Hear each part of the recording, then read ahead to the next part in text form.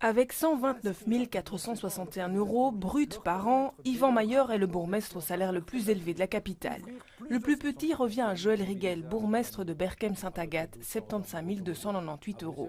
Depuis ce matin, les rémunérations de tous nos bourgmestres et échevins sont en ligne sur le site Cumuléo. Derrière ce site, un Saint-Gillois et des milliers d'heures de travail. Ce sont des données qui sont publiques, mais qui ne sont pas facilement accessibles aux citoyens. Ça dépend des régions, il faut trouver les textes au moniteur, il faut trouver les coefficients d'index, il faut trouver la population de la commune pour la bonne année de référence. Donc il faut aller chercher des informations à plusieurs endroits différents, ce qui fait que pour le citoyen, ce n'est pas clairement facilement accessible. Il n'y a pas un endroit où on trouve ces données. Ce n'est plus le cas maintenant avec la nouvelle fonctionnalité de Cumuléo. Christophe Vangelu se défend de tout poujadisme. Il n'est lié à aucun parti. Sa démarche, elle est celle d'un citoyen qui réclame plus de transparence. La transparence est la solution pour lutter contre la corruption, lutter contre les abus, le détournement d'argent public. C'est vraiment la transparence qui est la clé et donc c'est vraiment ça qui me motive.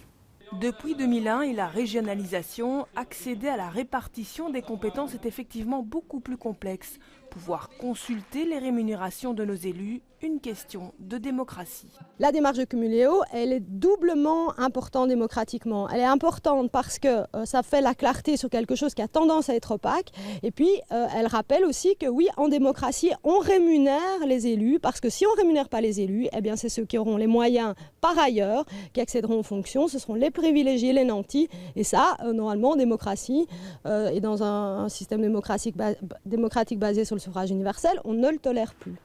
Après le cumul des mandats et les rémunérations de nos élus, Christophe Vangelu a déjà d'autres cibles en tête, la transparence des subsides et des marchés publics.